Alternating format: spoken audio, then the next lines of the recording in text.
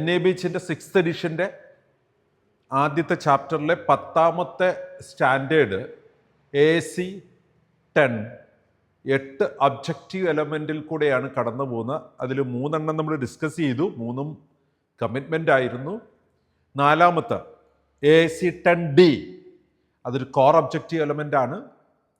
AAC 10D says that the organization implements standardized handover communication during each staff shift between and during transfer.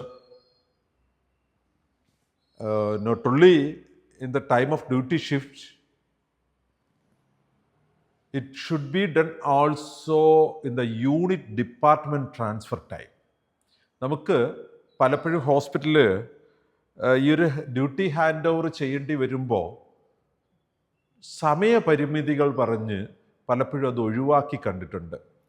ഒരു 17-18 കൊല്ലം മുമ്പ് ഈ electronic medical റെക്കോർഡ്സിനെ കുറിച്ച് അത്രയധികം ധാരണയില്ലാത്ത ഒരു കാലഘട്ടത്തിലായതുകൊണ്ട് അതൊരു തെറ്റായ കാര്യമായിട്ടല്ല പറയുന്നത്. പക്ഷെ നമ്മൾ ശിവരി mission hospital, Padmavathi medical foundation, ഇങ്ങനെയുള്ള ഹോസ്പിറ്റലുകളൊക്കെ ആ ഒരു കാലത്ത് ചെയ്യുമ്പോൾ നേഴ്സസ് മുൻപോട്ട് വച്ചിരുന്നത് ഞങ്ങൾ ഡ്യൂട്ടി ഹാൻഡ് ഓവർ വളരെ വിശദമായി പറഞ്ഞു കൊടുക്കുന്നുണ്ടല്ലോ, എന്തിനാണ് ഇത് ഡോക്യുമെൻ്റ് ചെയ്യുന്നത്.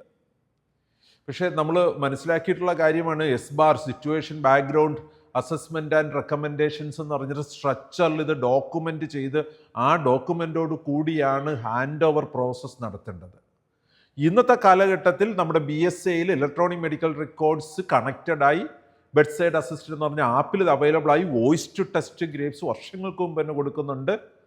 ഏതാണ്ട് ഒരു 10-12 കൊല്ലമായിട്ട് വോയിസ് ടു ടെസ്റ്റ് ആണ് അവിടെ എല്ലാം നമ്മൾ ഉപയോഗിക്കുന്നത്. അതുകൊണ്ട് നേഴ്സസിനും ഡോക്ടേഴ്സിനും ഈ ഒരു ഹാൻഡ് ഓവർ വളരെ ഈസിയാണ്. അങ്ങനെ ആയിരിക്കുമ്പോഴും നമ്മൾ പലപ്പോഴും ഡ്യൂട്ടി ഷിഫ്റ്റിലാണ് ഈ ഹാൻഡ് ഓവർ മാർക്ക് ചെയ്യുന്നത്. പോരാ, ഈച്ച് ആൻഡ് എവരി പോസിബിൾ സിറ്റുവേഷനിൽ, അതായത് ഒരു പേഷ്യൻറ്റിനെ നമ്മളുടെ ഉത്തരവാദിത്തത്തിൽ നിന്ന് മറ്റൊരു ഉത്തരവാദിത്തത്തിലേക്ക്, അതൊരു ഡ്യൂട്ടി ഷിഫ്റ്റ് ആകാം, ചിലപ്പോൾ ഒരു ഡിപ്പാർട്ട്മെൻറ്റ് ട്രാൻസ്ഫർ ആകാം, ഒരു സ്പെഷ്യാലിറ്റിയുടെ കൺസൾട്ടേഷന് വേണ്ടി ട്രാൻസ്ഫർ ചെയ്യുന്നതാകാം. അപ്പോൾ ഈ പേഷ്യൻറ്റിൻ്റെ ട്രീറ്റ്മെൻറ്റ് എങ്ങനെയാണ് നടന്നിട്ടിരിക്കുന്നത്, എന്തൊക്കെയായിരുന്നു റിസ്ക് ഫാക്ടേഴ്സ് ഫേസ് ചെയ്തത്, ഇപ്പോൾ സംഭവിക്കാൻ സാധ്യതയുള്ള ഒരു റിസ്ക് ഫാക്ടർ ഉണ്ടെങ്കിൽ, ഒരു കണ്ടീഷൻ ഉണ്ടെങ്കിൽ അതെന്താണ്, ഈ പേഷ്യൻറ്റുമായിട്ട് ബന്ധപ്പെട്ട ട്രീറ്റ്മെൻറ്റ് എങ്ങനെയാണ് നമ്മൾ മുൻപോട്ട് കൊണ്ടുപോകുന്നത്, നമ്മുടെ പ്ലാൻ എന്താണ്, ഈ വക കാര്യങ്ങളെല്ലാം തന്നെ നമ്മൾ വളരെ കൃത്യമായിട്ടും അതർ മൊഡാലിറ്റീസിലേക്ക് പോകുന്ന സമയത്ത് ആ ഹാൻഡ് ഓവറിൽ കമ്മ്യൂണിക്കേറ്റ് ചെയ്തിട്ടുണ്ടാവണം. So communication in between departments, in between staff, അതാണ് AAC 10D. അതൊരു കോർ ഒബ്ജക്റ്റീവ് എലമെൻ്റ് ആണ്.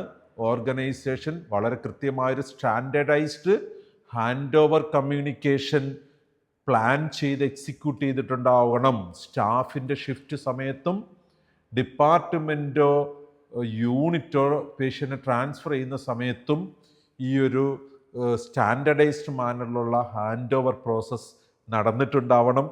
അത് പേഷ്യൻ്റ് ഒരിക്കലും ട്രബിളിലാകാതിരിക്കാൻ, അതർവൈസ് നമ്മൾ തന്നെ, നമ്മുടെ സ്റ്റാഫുകൾ തന്നെ, ഒരു പേഷ്യൻ്റെ ക്രിട്ടിക്കൽ കണ്ടീഷൻ കിട്ടി, കഴിഞ്ഞ ദിവസങ്ങൾ എന്താ സംഭവിച്ചത്, ഇപ്പോൾ ഇത് സംഭവിക്കാൻ സാധ്യത ഉണ്ടായിരുന്നതാണോ എന്ന് അറിഞ്ഞില്ലെങ്കിൽ നമ്മളും പാനിക് സിറ്റുവേഷനിലാകും. ഇതുപോലെ തന്നെ നമ്മുടെ ഈ ഒരു പേഷ്യൻ്റ് എഡ്യൂക്കേഷൻ, ബൈസ്റ്റാൻഡർ അല്ലെങ്കിൽ അവരുടെ കൂടെയുള്ള ഫാമിലി മെമ്പേഴ്സിനെ എഡ്യൂക്കേറ്റ് ചെയ്യുന്നതിൻ്റെ ഒരു പാർട്ടാണ്. കാരണം അവിടെ ഒരാൾ മാറി വന്നിട്ടുണ്ടാവും, ഇതുവരെ കെയറിൽ കൂടെ നിന്ന ആളായിരിക്കത്തില്ല, അവരെ ചെറുതായിട്ട് എഡ്യൂക്കേറ്റ് ചെയ്യുന്നതും ഇതേ കണ്ടീഷനിൽ തന്നെ പെട്ട കാര്യമാണ്. മറന്നു പോകണ്ട, നമ്മുടെ സ്റ്റാഫിൻ്റെ ഡ്യൂട്ടി ഷിഫ്റ്റ് സമയത്ത് ഡിപ്പാർട്ട്മെൻറ്റ് ചേഞ്ച് ചെയ്യുമ്പോൾ ഇത്രയും ദിവസം കെയർ എടുത്തിരുന്ന ഒരു പേഷ്യൻറ്റിൻ്റെ ഫാമിലി മെമ്പർ മാറി വന്നാൽ അവരെ ഒരു ബേസിക് കാര്യങ്ങൾ പറഞ്ഞ് അവയർനെസ് ഉണ്ടാക്കേണ്ട ആവശ്യകത, ഇതെല്ലാം തന്നെ നമ്മുടെ കോർ ഒബ്ജക്റ്റീവ് എലമെൻ്റായ AAC 10Dയിൽ മെൻഷൻ ചെയ്യപ്പെടുന്ന കാര്യമാണ്, നമ്മൾ ചെയ്യുന്ന കാര്യമാണ്. ഒന്നുകൂടെ അത് കൃത്യതയോടുകൂടി നമുക്കൊരു സ്റ്റാൻഡേർഡ് പ്രിപ്പയർ ചെയ്ത് അങ്ങനെ ഒരു ഡോക്യുമെൻ്റൊക്കെ ഉണ്ടാക്കി മുമ്പോട്ട് പോകാം.